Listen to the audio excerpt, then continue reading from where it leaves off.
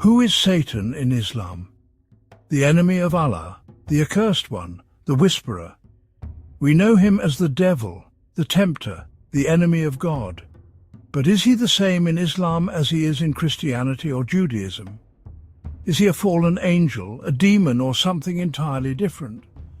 In episode 1, we explored Satan through the lens of Christianity.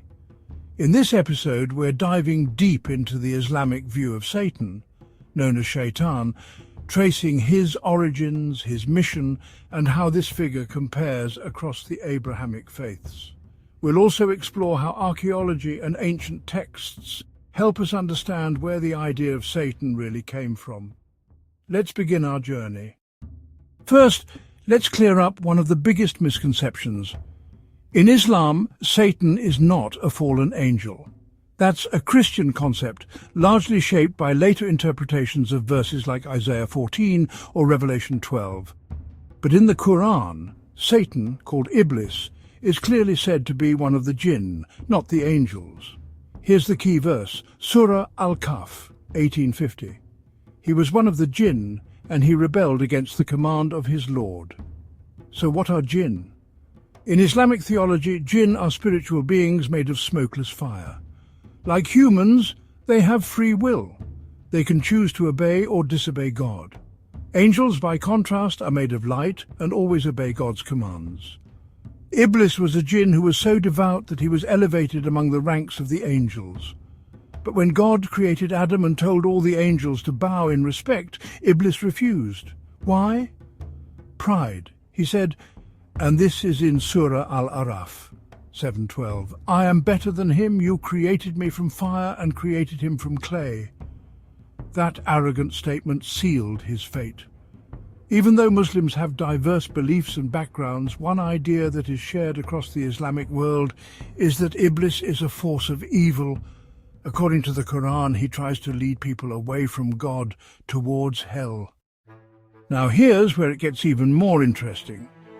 This idea of a spiritual being who rebels against the divine isn't unique to Islam. In fact, we can trace similar stories in much older traditions. In ancient Mesopotamia, we're talking Babylon and Sumer over 4,000 years ago, there were myths of gods or divine creatures who challenged higher powers.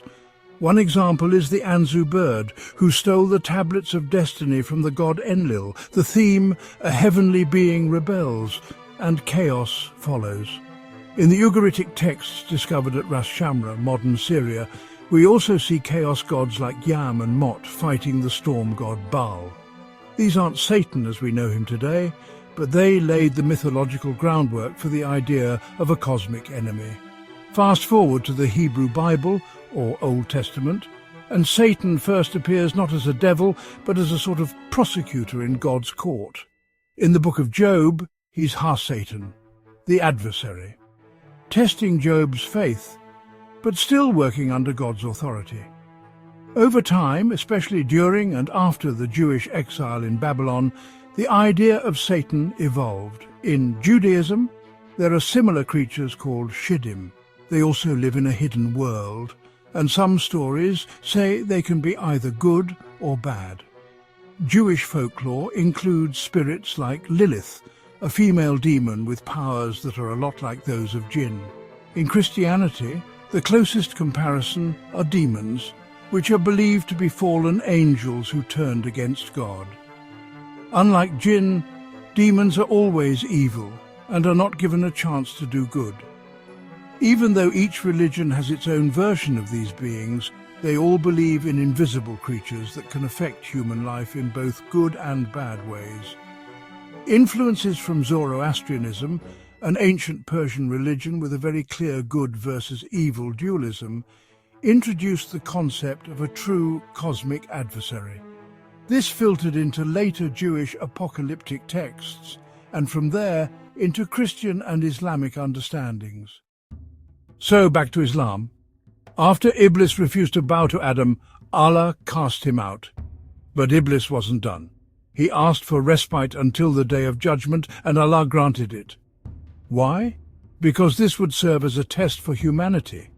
Iblis said, as recorded in Surah Al-Araf, I will surely sit in wait for them on your straight path, and you will not find most of them grateful. In Islamic belief, Shaitan's goal isn't to wage war against God. That would be pointless. He's here to lead humans astray, out of envy and vengeance. But here's the catch. He can't force anyone to sin. He can only whisper, suggest, tempt. In fact, the Quran says that on Judgment Day, Shaitan will tell his followers, "I had no authority over you except that I called you, and you responded." Surah Ibrahim 14:22. In other words, don't blame me, you chose to listen. Now let's talk jinn, because understanding them gives deeper context to Shaitan's identity. Before Islam, the Arabs already believed in jinn. Archaeologists have found inscriptions from pre-Islamic Arabia, Safavidic and Thamudic graffiti, mentioning jinn, spirits, and curses against them. In places like Petra and Mada in Salih, ancient Nabatean tombs bear inscriptions invoking protection from spiritual forces. The Quran came into a world where jinn were feared and respected, often blamed for sickness, madness, or misfortune.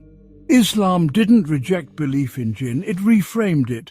The Quran taught that jinn, like humans, are creations of God, subject to divine judgment. And Iblis, he was the ultimate example of a jinn who chose arrogance over obedience. So if Shaitan is always whispering, how do Muslims protect themselves? The Quran offers several responses. Seeking refuge in God, Muslims often say, A'udhu billahi min ash-shaytan ir-rajim, I seek refuge in God from the accursed devil. Regular prayer and remembrance, dhikr. These acts act like spiritual armor.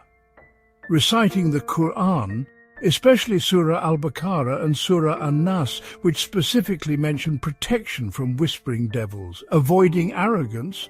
After all, that's the sin that doomed Iblis in the first place. The message is clear. Shaitan has no power over those who remain mindful of God. Iblis has time, but not forever. According to the Quran, he and those who follow him will be cast into hell on the day of judgment. His rebellion is part of God's grand design, a test to separate the sincere from the corrupt. But in Islam, Shaitan is not God's rival. He's a created being with limited power whose existence serves a purpose to test us. This reflects a broader theme across all Abrahamic faiths, from the Book of Job to the Gospels to the Quran, that evil may exist, but it never defeats the will of God. So, who is Satan in Islam? He's Iblis, a jinn who defied God out of arrogance, not an angel, not a fallen god, but a test, a whisperer, whose power lies in temptation, not force. And what we see through archaeology, ancient myth and scripture is that the idea of Satan, or Shaitan, didn't appear in a vacuum. It evolved over time, shaped by older stories, civilizations, and spiritual struggles. But the Islamic view brings it all back to a simple, powerful truth. The greatest weapon against Shaitan is not power or magic, it's humility, gratitude, and remembrance of God. Thanks for watching the Primal Text. If you found this episode insightful, please like, subscribe, and hit that bell so you don't miss the next deep dive into the history, archaeology, and theology of the Abrahamic world. Until next time, stay curious and stay grounded.